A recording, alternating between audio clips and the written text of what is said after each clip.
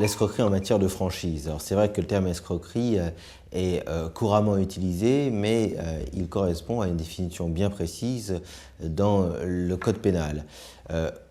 Schématiquement, c'est le fait d'utiliser un faux nom, une fausse qualité ou d'abuser d'une qualité vraie ou encore d'employer des manœuvres frauduleuses pour déterminer une personne à se faire remettre des sommes ou des valeurs. En matière de franchise, la jurisprudence a retenu quelques cas fameux, notamment lorsque le franchiseur se prétendait titulaire des droits sur une marque, développait cette marque alors qu'en réalité la marque n'était pas enregistrée ou ne lui appartenait pas. C'est le cas également d'une franchise dont le concept reposait sur des travaux de laboratoire et le franchiseur a vendu sa franchise alors que le laboratoire était fermé. Il ne pouvait donc pas communiquer son savoir-faire.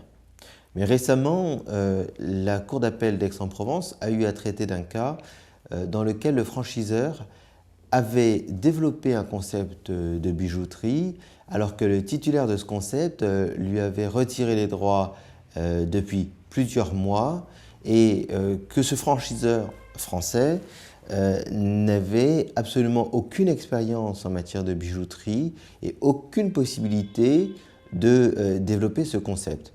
Alors bien souvent, non seulement la compétence et l'impossibilité de délivrer la prestation est prise en considération, mais également toutes les manœuvres qui sont utilisées par le franchiseur pour convaincre sa victime, telles que la publicité mensongère, une publicité outrancièrement attirante, avec de fausses promesses, de faux documents, et ce sont ces éléments que la jurisprudence va retenir pour qualifier l'escroquerie. Si les jugements en matière d'escroquerie à la franchise ne sont pas plus nombreux, c'est que bien souvent, les franchisés préfèrent saisir le juge civil et demander au juge civil la nullité du contrat sur le fondement du dol, c'est-à-dire en considérant simplement que le franchiseur leur a caché des informations ou leur a communiqué des informations mensongères ou trompeuses. Et cette voie peut s'avérer plus rapide et plus efficace qu'une procédure pénale.